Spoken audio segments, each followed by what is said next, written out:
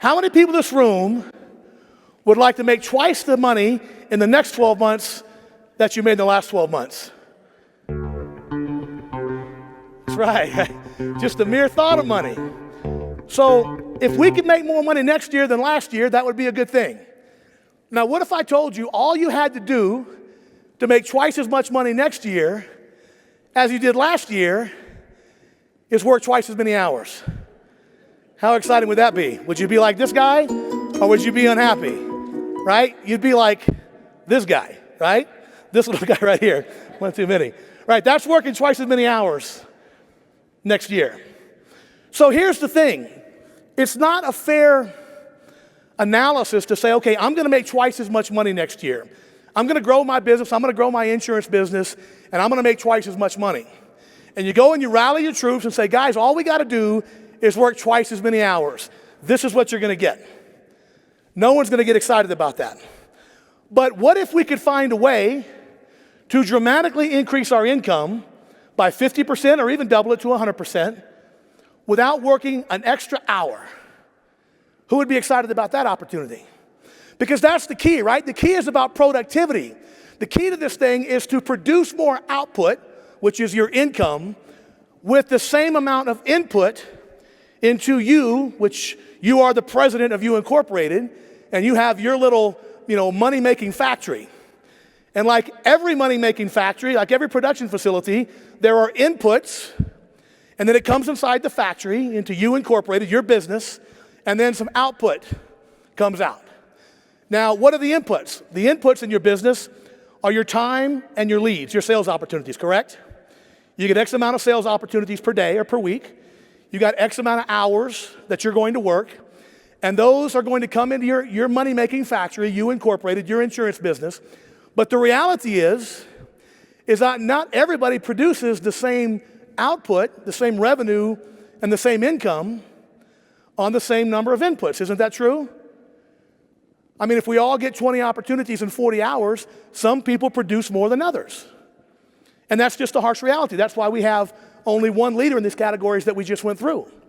Because not everybody produces the same amount of output with the same number of leads, the same number of time. What we need to do if we want to massively and dramatically increase our income is that we need to learn to produce more output with the same amount of inputs, which comes down, of course, to sales productivity, right? How productive am I when an opportunity comes into my little world? When that opportunity comes in, whether it's a phone call or somebody inbounding or a cold call you're doing, you get a certain number of opportunities in any given period of time, a week or a month or whatever it is. The key is to increase our sales productivity, produce more output with the same number of leads, the same number of hours worked, the same inputs. That's what productivity is all about. If you look at, the macroeconomic, kind of structure of our country, that's how our economy has grown. We produce more output with the same amount of inputs, and that gives us a better quality of life because we're making more money, we're producing more results with the same amount of work, and that's what it's really all about. Take a look at this, for example. Let's say I've got an agent, a farmer's agent A, and farmer's agent A gets 10 sales opportunities. On those 10 sales opportunities, these numbers are theoretical, but let's say farmer's agent A gets those 10 sales opportunities and converts 4 of those to new business. So a 40% conversion rate, obviously. Out of those 4 conversions, let's say the average sale, the average revenue is $5,000. Of course, these are completely made up numbers. You know what they would be in your business. But if I go out on 10 opportunities, I convert 4 of them to revenue, income, and I sell those at $5,000 a piece, obviously my revenue is $20,000. Now, we're gonna call this a mediocre performance. How many people would agree, by a show of hands, there are a lot of people in this industry that are performing at a mediocre level? It's just the reality, right? Not everybody's at the peak, not everybody's at the bottom. A lot of people are right in the wheelhouse, a mediocre level. Now let's look at another farmer's agent. Farmer's agent B. Farmer's agent B gets the same 10 opportunities, but farmer's agent B has learned to be a little bit better, a little more productive on his or her sales opportunities. Now, not twice as good as farmer's agent A, maybe 20% better. 20% better at, prospecting, 20% better at building relationships, 20% better at investigating a prospect's problems, 20% better at asking for the order and closing the business. Is it possible, would you agree, that it's possible for someone to be 20% better than the mediocre person? So if that's the case, Farmer's Agent B goes out there on the same 10 opportunities, and because he or she's a little bit better, 20 or 25% better, produces 5 conversions on the same 10 opportunities. And because Farmer's Agent B is better at building relationships, Farmer's Agent B is better at identifying problems and therefore offering solutions to prospects, right? Because in your agency, you can sell me a homeowner's policy, right? And Farmer's Agent A may sell me a homeowner's policy, but Farmer's Agent B may take some time, learn more about me, and end up insuring my business and my cars and my boat. So if Farmer's Agent B insures 3 or 4 things in my life instead of just one, the average revenue is going to be more. So maybe the average revenue, because Farmer's Agent B takes more time, is better in investigating problems and recommending solutions, the average order is $8,000 in this theoretical situation. So the numbers obviously are 40,000. So I went from Farmer's Agent A to Farmer's Agent B, and I doubled my revenue because I'm a little bit better. A little bit better at building relationships, a little bit better at prospecting, a little bit better at offering solutions, a little bit better at closing the deal. But the leverage is significant. Being a little bit better on the top line produces massive results on the bottom line. Now let me ask you a situation or a question here. How much did Farmer's Agent B, how much did her marketing budget go up over Farmer's Agent A? She didn't spend a dime more on marketing, did she? Because she's capitalizing, producing more results on the same opportunities. How many additional hours did she have to work? None, because she's just better. The key to this thing is getting better at converting opportunities to revenue and income. Now, when you think about that, that is a very simple process, a very simple skill that I can develop. Do I have the capacity to get better at building relationships? Can I get better at investigating problems that my prospects have? Can I practice and role play closing, get better for asking for the order? Of course I can. So everything that you see here, Farmer's Agent B works the same number of hours, spends the same amount of money on marketing, the same amount of money on overhead and expenses, and makes twice the money. That's the kind of thing that should get us all excited. That's the kind of thing that says, hey, if it is to be, it's up to me. I've got to look at what I can do with my opportunities, and instead of saying, man, I wish I had 100 more leads, or instead of saying, I wish I had more money to spend on marketing, what if I just make it about me getting better on the opportunities I have? That's me being in control of my destiny. That's me having a direct impact on the quality of my life, the nature of my business, without needing to rely on anything or anyone else around me, because I'm in control of getting better. That's 100% my responsibility. So what does it take to dramatically grow revenue and income? What does it take to do that, right? Well, it's a very simple answer. It's about dramatically increasing sales productivity. If you can produce more results and more income on the same number of hours worked, on the same number of leads and opportunities, you get to maintain your quality of life while growing your business. And that, my friends, is what it's all about. So then the question becomes, what does it take to do that? Well, these are 3 things we're going to talk about today that will directly impact your ability to increase sales productivity without having to work more hours. Because it's not about working more hours, it's not about spending more money on marketing, it's about capitalizing on the opportunities we have. So let's talk very briefly about these, and then we'll go into more detail over the course of our time together this morning.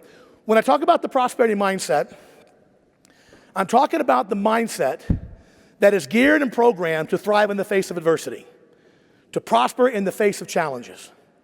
When you have a mindset that is geared and programmed to thrive in the face of adversity, then you have the keys to the kingdom. And the prosperity mindset is not something that you're just blessed with having or cursed with not having. The prosperity mindset is a skill, a talent that you can develop like anything else. It's a very simple process we're going to talk about today. We all know that there's kind of a relationship between the highest earners, the highest performers, and their attitude, right? I mean, think about the highest performers that we talked about here on the screen earlier. Do they tend to be very negative, down, miserable people. No, they tend to have great attitudes, right? We know instinctively there's a relationship between the attitude and the results. And then you take the lowest performers. Don't they tend to be more of a mindset of blaming and complaining, negative, pessimist, that type of thing? So we know instinctively there's a relationship between our attitude, between our mindset, and our sales results.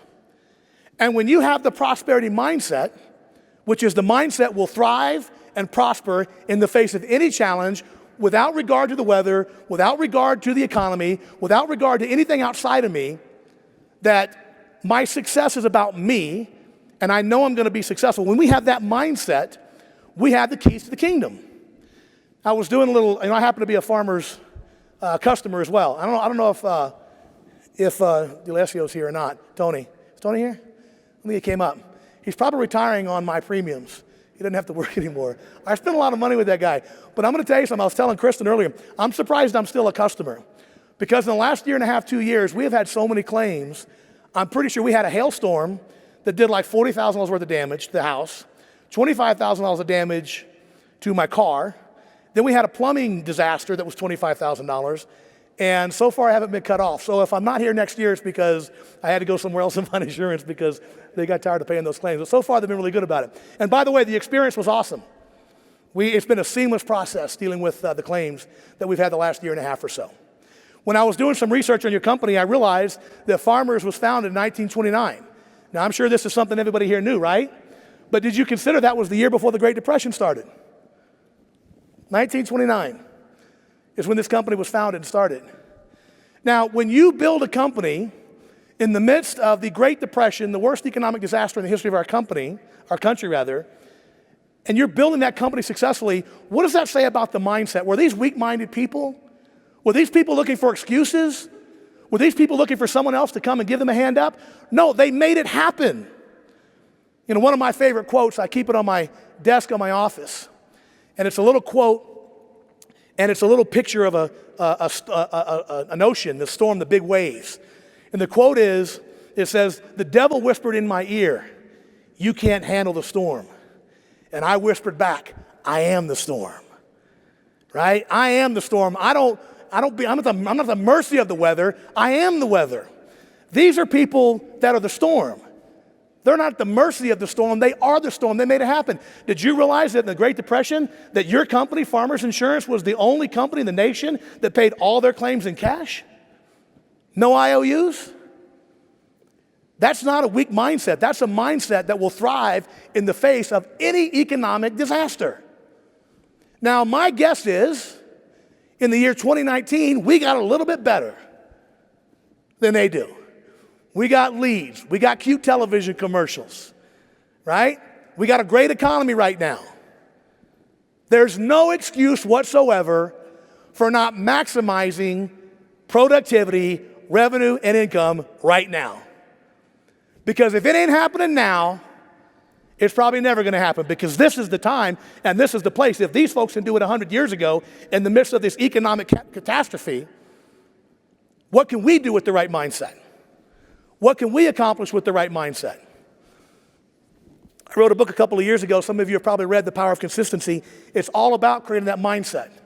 And I'm going to talk to you about the lessons in that book today and exactly how you can create the mindset. Again, some people think that people are just born with the right mindset. They're just blessed with it, just gifted with this great optimistic attitude. It's not true. It can be developed. It is a skill, just like a sales skill, just like cooking, just like anything. You have the ability to develop the skill of having the right mindset. After the mindset, we talk about the consistent sales process, right? Consistent sales process is absolutely necessary because it's a very simple logic, right? Consistent sales activities produce consistent sales results. It's not rocket science, right? Random sales activities produce random sales results. It's not rocket science. So if our sales, individually or throughout an agency, if our sales are random, in other words, some months they're really good and some months they're really bad, those are by definition random results. They are not coming from consistent sales activities. They're coming from random sales activities. That's just how it is. So we have to have a consistent sales process if we want to have consistent sales results. It's impossible to produce consistent, reliable sales results with a random sales process. You know, it's funny because when you think about the operation side of Farmers Insurance, which of course are the claims, when people like me have a claim. If your claims agents and the people that run that business, suppose they approached every claim without a plan and without a process. No CRM to manage it, no process to evaluate claims and pay them. They just kind of the phone rings, they get a notepad, they start taking notes. Then they say, okay, let me see if I can find somebody to come do an appraisal, and let me see if I can talk to the accountant and get a check. And there's no real process. They just wing it on every single claim. How many phone calls would you be getting from your customers about the poor service? It would be a nightmare, right? The reason that people like me have claims and have a seamless, wonderful experience on that side of it is because Farmers Insurance on the operation side is very process-oriented.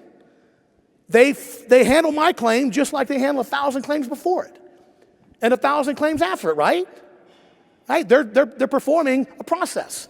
So we understand instinctively that on the operation side of our business, we have to have a process. And if our claims people didn't have a process, we would be screwed because people would be calling us complaining about the service. So if you understand the necessity of a process on the operation side, the same rules apply on the sales side. We don't get some special exemption just because we're in a different part of the business. We have the necessity for a process to sell in the same way the claims people need a process to process claims. Because if I sell without a process, then I'm going to have random, mediocre results. If I fulfill a claim with a random process, my customers aren't going to be happy. So the need for a process should be self-evident.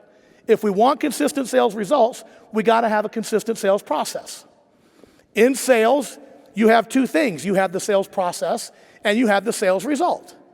The sales result is the closing percentage, right? The numbers. And the numbers are important because in business, what gets measured gets done. But our real focus should not be on our sales results. Our focus should be on our sales process. And here's why. Who controls your sales process? Who controls how prepared you are and how well you execute your sales process? You're 100% controlling that, right? Who controls the result?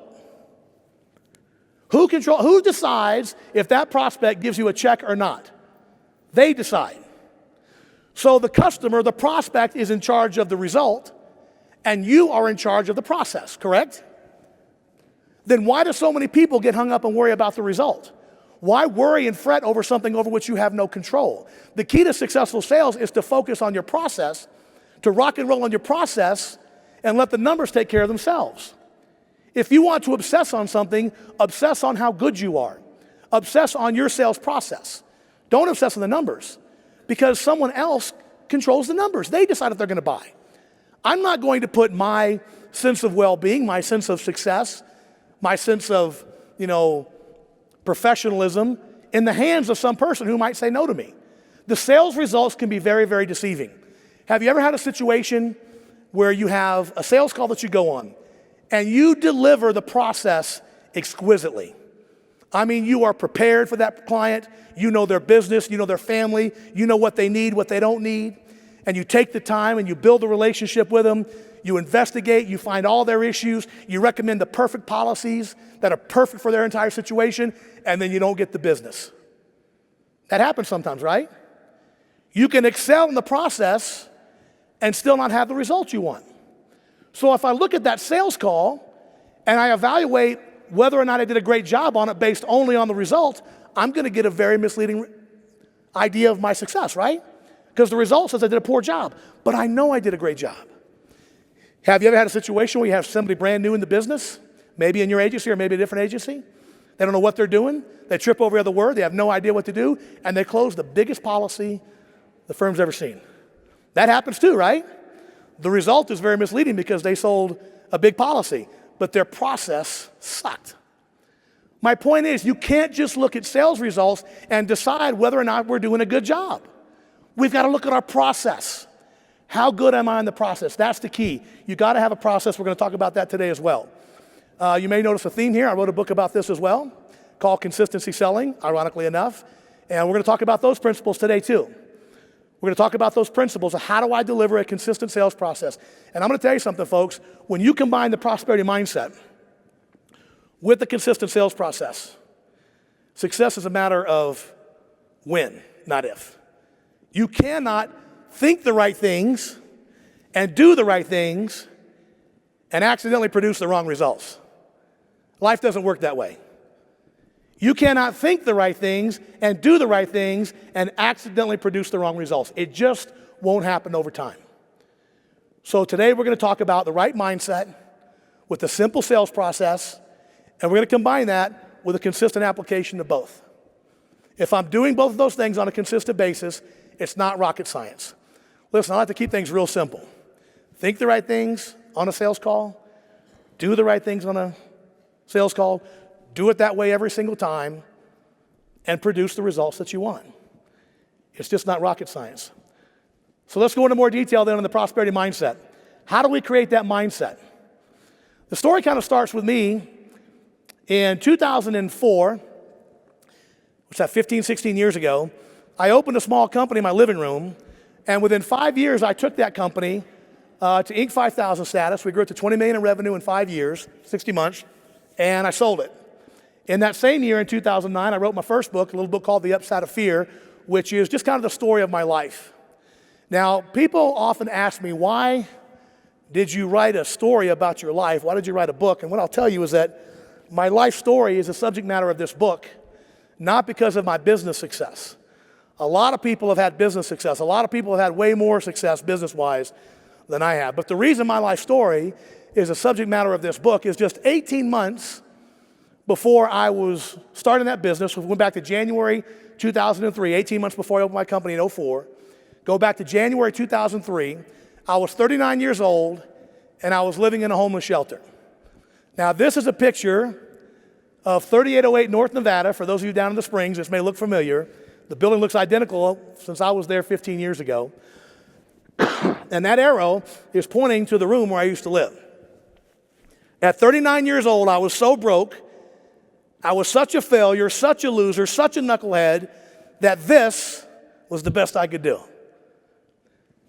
If you walked in that room, you would have seen, now this is not actually a picture of me, but you would have seen me and a bunch of guys like this living there. The reason I use this picture is because that room looks pretty much like the room I was living in 15 years ago. Just 15 years ago. 39 years old. When I was living in this shelter 15 years ago, I was broke. I had no home and I had no family. I had no car, no pets, no furniture. I had jack squat. I had completely destroyed my life. A friend of mine had sent me $200 and a box with some clothes in it. That's all I had to my name. Physically, materially, financially. But the one thing I did have, which turned out to be the only thing I really needed, was the prosperity mindset. Because a while before I ended up in this shelter, I had stumbled on some information, and I began to change the way that I think. And so despite the fact I was 39 years old living in a shelter, I was thinking differently. And despite the fact it didn't look like I had much of an opportunity, I knew that my life was fixing to become amazing. So I would get up every morning full of enthusiasm, full of excitement. I wasn't sad because I was there. I was full of excitement. I knew my life was fixing to get crazy because I had the right mindset. So I'd go right next door every morning to a little soup kitchen they had set up, and I'd go over there, I'd get my free breakfast and a little sack lunch with a bologna sandwich and a piece of fruit in it, and I'd hop the bus in Colorado Springs and start knocking on doors. And I was so excited and so enthusiastic, it didn't matter to me. I must have looked like an idiot walking around town with a briefcase. I had nothing in it. There was nothing to put in it, but I wanted to look like I had something going on.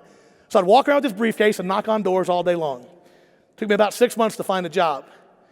And by July of 2003, I was out of that place and had a regular place to live. We'll get more into that part of the story later.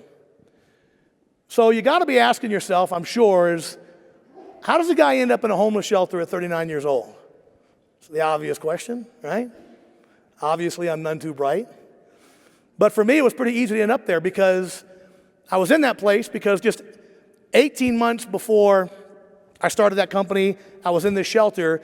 I was in that shelter because I had just been released from serving 13 years in federal and state prison. From 1987 until 2003, that roughly 15-year span, I spent 13 years walking prison yards. I was a 9th grade high school dropout. I was a punk and I was a thug. I had no education. I had no sense of decency. I did what I wanted to do. I was a wannabe thug or whatever I thought I was. And so I started running the streets when I was a teenager. By the time I was 23 years old, I ended up in prison for the first time for pulling a gun on a guy right here on the east side of Denver, and ended up down in Canyon City, Colorado. I'm sure this looks familiar to many of you down at Territorial down in Canyon City. It was the first place I went when I was 23 years old, and I was a scared kid. By the way, they call it Territorial. You know why they call it Territorial? It's because it was built when Colorado was a territory, right? That's what it used to look like when they first built it. And that building, Cell House 7, is still there.